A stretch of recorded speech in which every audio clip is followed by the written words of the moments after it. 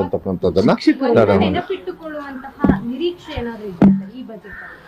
ಶಿಕ್ಷಕರ ನೇಮಕಾತಿನೂ ಬಹಳಷ್ಟು ಶಿಕ್ಷಕರ ನೇಮಕಾತಿ ಐ ಥಿಂಕ್ 12ನೇ ತಾರೀಕು 13ನೇ ತಾರೀಕು ಒಂದು ಜಡ್ಜ್ಮೆಂಟ್ ಒಂದು ಕೋರ್ಟಲ್ಲಿ ಬರಬೇಕು.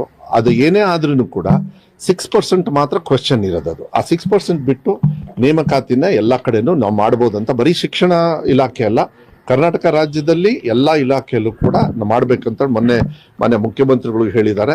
ಆ 6%, ಬಟ್ ನಮಗೆ ವಿಶ್ವಾಸ ಇದೆ ಕೋರ್ಟ್ ಡೈರೆಕ್ಷನ್ಸ್ ಕೂಡ ಅದಕ್ಕೆ ಬರುತ್ತೆ ಅಂತ ಹೇಳಿ.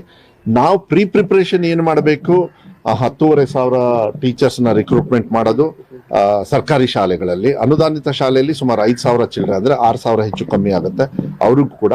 ಮತ್ತೆ ಇನ್ನು ಇಲಾಖೆಯಲ್ಲಿ ಇರ್ತಕ್ಕಂಥ ಯಾವ್ದಾದ್ರು ಏನು ನೇಮಕಾತಿ ಪ್ರಕ್ರಿಯೆ ಆಗಬೇಕು ಅದನ್ನ. ಬಟ್ ಒಂದು ಗ್ಯಾರಂಟಿ ನಾನು ಕೊಡ್ಲಿಕ್ಕೆ ಇಷ್ಟಪಡ್ತೀನಿ, ಜೂನ್ 1ನೇ ತಾರೀಕು ಸ್ಕೂಲ್ ಸ್ಟಾರ್ಟ್ ಆಗ್ತದೆ. ಅಷ್ಟರೊಳಗೆ ಎಲ್ಲಾ ಶಿಕ್ಷಕರ ನೇಮಕಾತಿಯನ್ನ ಪ್ರೋಸೆಸ್ನ ನಾವು ಮುಗಿಸ್ಬೇಕು ಅಂತ ಹೇಳಿ ನಾನು ನಮ್ಮ ಇಲಾಖೆಗೆ ಟಾರ್ಗೆಟ್ ಕೊಟ್ಟಿದ್ದೀನಿ. ಅದು ಮೋಸ್ಟ್ಲಿ ಈಗ ಫೆಬ್ರವರಿ 12-13ನೇ ತಾರೀಕು ಮೇಲೆ ಆ ಪ್ರೋಸೆಸ್ ಸ್ಟಾರ್ಟ್ ಆದ್ರೆ ಒಂದು 3-4 ಮಂತ್ಸ್ಗೆ ಕಂಪ್ಲೀಟ್ಲಿ ಮುಗಿಯುತ್ತೆ ಅಂತಕ್ಕಂಥದ್ದು ವಿಶ್ವಾಸ 100ಕ್ಕೆ 100 ಇರ್ತದೆ. ಸೊ ಶಿಕ್ಷಕರು ನೇಮಕಾತಿಯನ್ನ ಆಗ್ಲೇ 13,000 ಜನರು ತಗೊಂಡು ಟೀಚರ್ಸ್ನ ನಮ್ಮ ಸರ್ಕಾರ ಬಂದ್ಮೇಲೆ ಆಗ್ಲೇ physically they are already teaching there.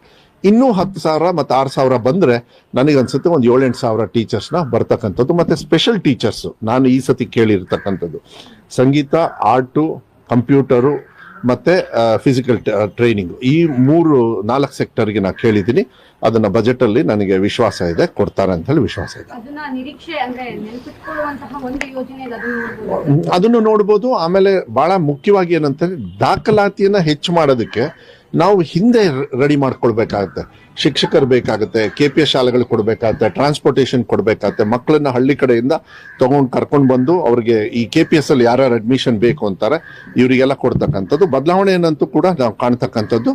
ಮತ್ತೆ ಟೋಟಲ್ ಆನ್ ದ ಹೋಲ್ ನೀವು ಕಲ್ಯಾಣ ಕರ್ನಾಟಕ ಭಾಗದಲ್ಲಿ ಯಾವಾಗಲೂ ಶಿಕ್ಷಣಕ್ಕೆ ಕಮ್ಮಿ ಇದೆ ಅಂತ ಇದೆ. ಈ ಸತಿ ನಾನು ಗ್ಯಾರಂಟಿ ಕೊಡಬಲ್ಲೆ, ನಾವು ಮಾಡಿರ್ತಕ್ಕಂಥ ಈ 2.5 ವರ್ಷ ಕೆಲಸ, ಫ್ರೀ ಕರೆಂಟ್ ಬೇರೆ ಕೊಟ್ಟಿದ್ದೀವಿ, ಸಾಯಂಕಾಲ ಸ್ಪೆಷಲ್ ಕ್ಲಾಸಸ್ ತಗೊಂಡಿದ್ದಾರೆ.